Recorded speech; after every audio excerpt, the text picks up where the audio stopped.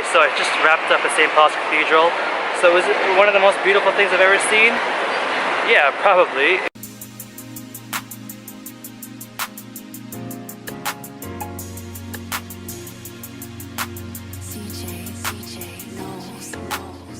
Hey, juliusxx here. So it's my last day in London. Well, my last full day. I fly back to Toronto tomorrow. Wow, it's been such a great ride so far. I have nothing to complain about, maybe except for just some of the rainy weather. But apart from that, it's gone swimmingly. So today, I'm starting off the day by going to Skypod Garden or Skypod Bar for breakfast. And after that, I really don't know what I'm gonna get up to.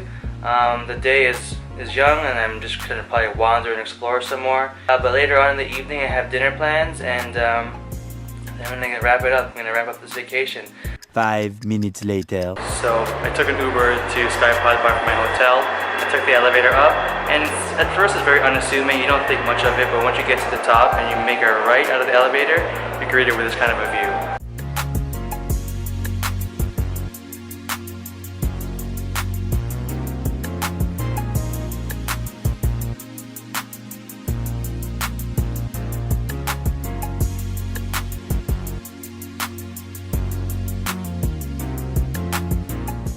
So the Skypod Garden's been a really cool experience so far. The food was okay. I got a sausage sandwich. Maybe it's only because it's coming from the actual bar itself, not like the restaurant portion. In order to get restaurant reservations, I believe they start at 10 a.m. And not only that, it's really hard to get reservations. The Skypod Garden really looks really neat.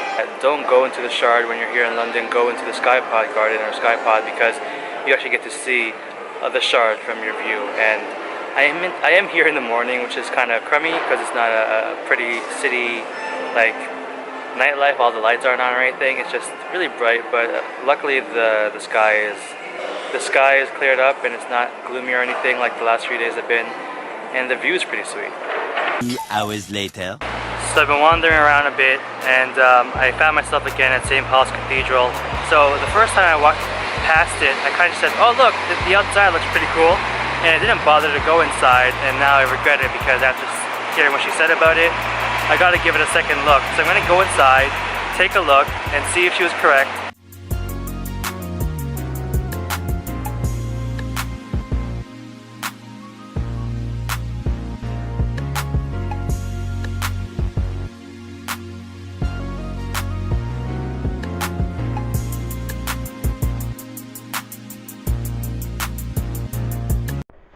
Steps to be had up to the dome and even to the balcony. About 400 steps. It's pretty tiring, but it's well worth the journey.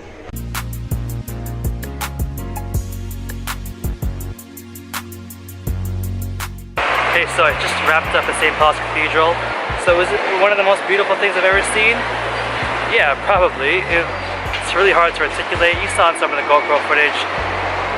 It's just really crazy how they can design stuff like that based off of just no technology, really. Just like, it's hard to explain. I bumped into this New Zealand guy, and he was like, yeah, our generation is really just creating a bunch of technology like phones and computers and stuff, but then back then, like during this time, they're creating beautiful works of art, and when we look back at our history, it's just all going to be digital. That's a good and bad thing, I guess, but really fascinating perspective from some random guy I bumped into, and he's right. You know, you look back at these things and they're gonna stand the test of time, whereas all of our digital stuff, they can get wiped out in an instant. But these kinds of buildings and these kinds of architectures and works of art are gonna just be timeless. So yeah, fucking St. Paul's Cathedral is well worth the price of admission. So before Drake's Spotify success and before Justin Bieber's annoying antics, there was a band called the Beatles, and they shattered records and made history all based off of solely music and television and media outlets and news and stuff. None of the technology that we have now, internet that we have now.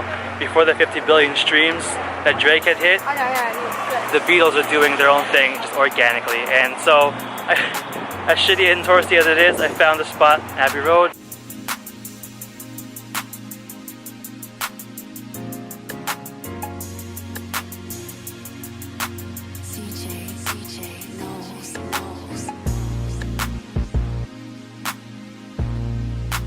So I'm just about wrapping up at Abbey Road. It's really interesting because there's so many different types of cast of characters trying to get their sweet Beatles shot in. Initially there was a big giant truck that was in the background, but that cleared up. And right now I think I got a few good looks. My recommendation, if you're going to go to Abbey Road to do your thing, take a video. The photo would be too forced. Just make it natural. Take a video and do the walk, and then maybe screenshot it or take a picture from that video. Also, be in the directly in the middle of the roadway, not off to the side or to the other like sidewalks, because that's not the actual angle of the photo, right?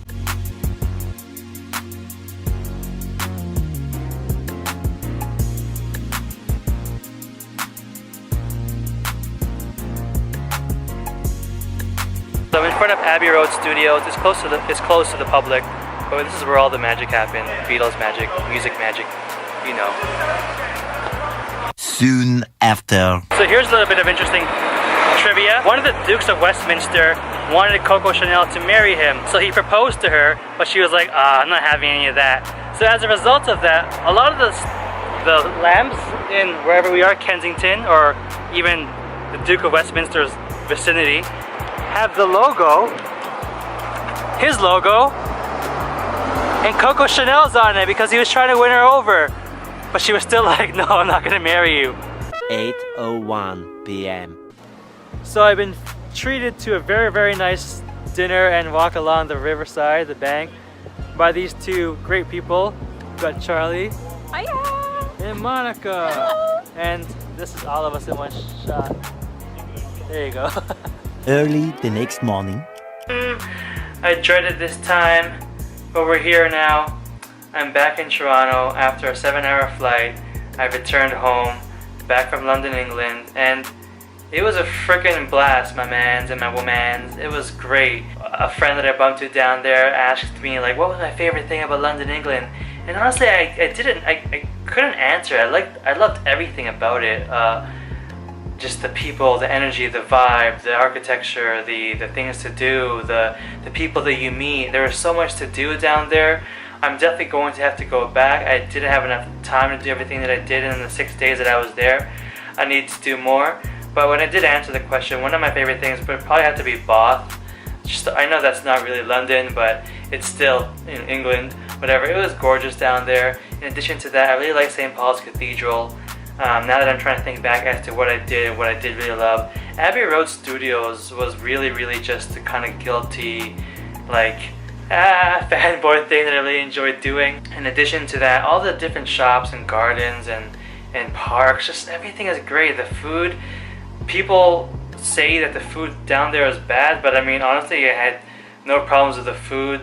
The pub life was great. There's just so much great things to do. And also, while I was posting on Instagram, make sure to follow me on Instagram, juliusxx. Lots of the people that are looking at my stories or looking at my photos are like, hey man, did you go alone? Like, how was going alone? And I'm like, yeah, I went alone. Like, it was great. A lot of people seem to be concerned about traveling by themselves, and I think a handful of people, like 3 or 4 people, were just like, oh man, I don't have the balls to do it. I'm not brave enough to do that. Like, all I could say is just fucking do it. I did it, and I was mad scared at first, but like, as long as you do your proper research, and also as long as you're entering the whole idea of traveling alone with an open mind, you'll be able to just expand your mind and meet new people.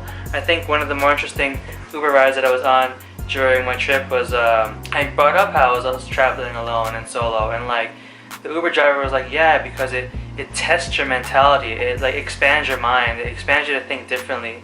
And I think that's one of the most important things I got out of this trip and breaking away from Toronto, is that I needed to just kind of expand my mind and expand what was out there. And I think I have a good starting point, starting with London, England, in terms of traveling alone. But it's not going to stop there. There's so much to do now that I've successfully accomplished what I've set out to do for a vast majority of my life. So I'm into it. I'm into the next chapter of what I'm going to do next. So if you did enjoy my travel vlog, please leave a like, subscribe to my channel if you haven't already, and if you have, please hit the bell notification to be notified when I upload a new video. And I mean, I turn it all over to you. Have you traveled alone?